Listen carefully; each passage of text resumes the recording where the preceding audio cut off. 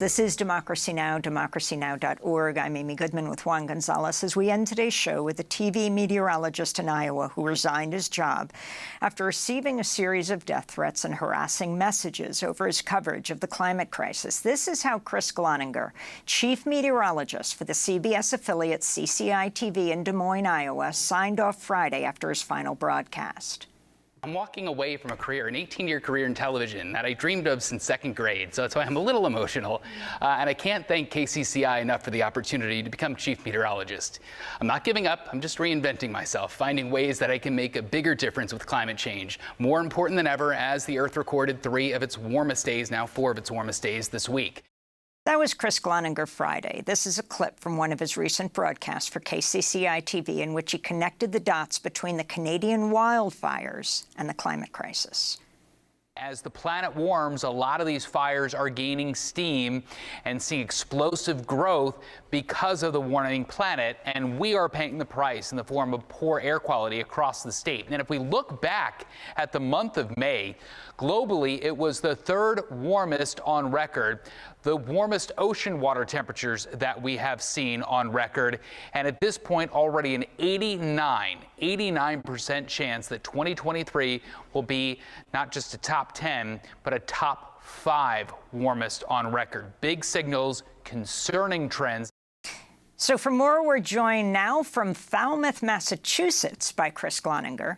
He's resigned his job as KCCI-TV chief meteorologist in Des Moines, Iowa, and started a new position as a senior climate scientist at the Woods Hole Group.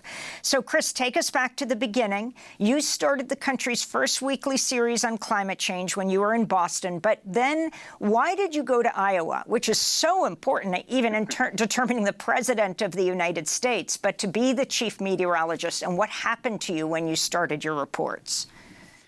Amy, as cheesy as this sounds, we wanted to make a difference. My wife and I have no connection to Iowa, no family, no friends there going into the move. We truly made the move because I thought I could fill a void where no one was talking about climate change. And station management saw that need as well. And I commend them for bringing me on board to do that. And it was a big leap of faith going from Boston, where it tended to be a preaching to the choir, right into the lion's den. And when you heard me connecting the dots, it wasn't anything outrageous. Iowa is powered 65% by wind, right? So that is true renewable energy independence.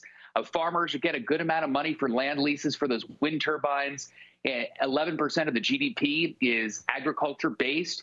And you would think, being at the mercy of Mother Nature, that a lot more people would care about the climate crisis. Well, could you talk about the reaction that you got and the emails and the people people showing up at your house?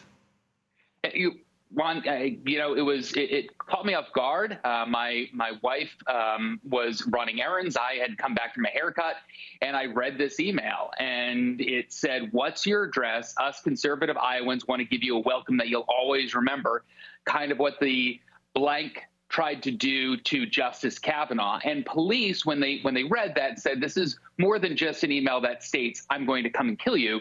It was deliberate. It had essentially a plan on how this person would carry it out. Now, he was arrested for harassment in the 3rd degree, $150 fine in Iowa. And I think what's most concerning in all of this is, yes, the threat was made, but in my position as meteorologist, a chief meteorologist in a major severe weather market in the United States, it's a high-profile job.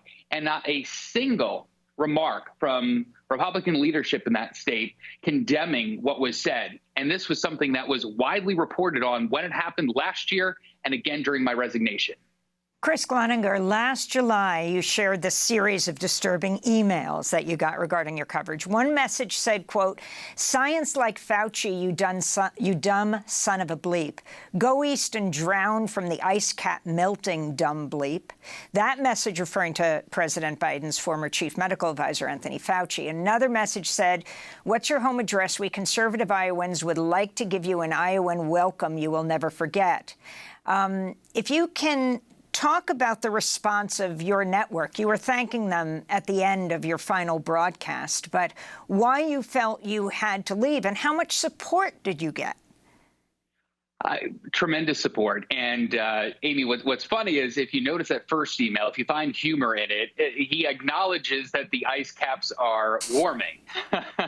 So anyway, but yes, when I received the series of obsessive emails, it started the ball rolling with conversations between my wife and I. What is next for us? I went to therapy every single week for a year following this event, and it took a lot of soul searching and reflecting on what do we do next, and ultimately was to retool and reinvent myself in my career. I have always been engaged in what I do. I made it into a top 10 market in Boston, Massachusetts, and I was finding myself at a loss for words, filling my weathercast with ums and uhs, and it just wasn't me. And my station supported it. Again, I commend them for making the effort to talk about climate change in an area where it hadn't been talked about before. But, meteorologists need to be doing this more, not less. So I encourage my colleagues to keep going and find a place to make the connections. Colleagues, the meteorological community is a small one. Have you heard of similar experiences from other colleagues of yours in other stations and cities? There are a ton of negative emails. There isn't the number of death threats. There haven't been a lot of death threats made against my colleagues. We all receive the same number of emails that push back against our coverage. And it's that 11%, according to the Yale Program on Climate Change Communication and George Mason University, that are dismissive. But you're far more likely to write in when you don't approve of something that is happening. And I get that. And they're the loud minority. But a lot of what they're giving us in return is photoshopped graphs, poorly at that, poorly done at that.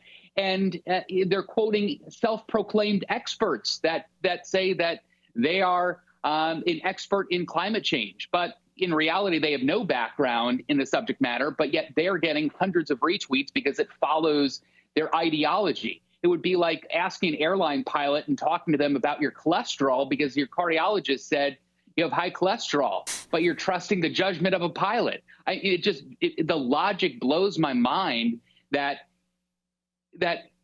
I can have an 8-year college background between my undergraduate degree and master's degree, but this person, the self-proclaimed person, holds more weight because, again, it follows their beliefs and ideology and not the science and data. And, of course, Chris, you're not the only one. In 2006, Dr. Heidi Cullen of the Weather Channel urged other TV forecasters to address climate change in their reporting. She was met with criticism, a lot of it sexist. She later went on to write on her Weather Channel blog, if a meteorologist can't speak to the fundamental science of climate change, then maybe the AMS, the American Meteorological Society, shouldn't give them a seal of approval. If a meteorologist has an AMS seal of approval, which is used to confer legitimacy to TV meteorologists, then meteorologists have a responsibility to truly educate themselves on the science of global warming. We just have a minute left, Chris. What is your recommendation, both for Iowa, which often can help to determine the president of the United States, the Republican presidential candidates are traipsing through right now, to meteorologists, what they need to say?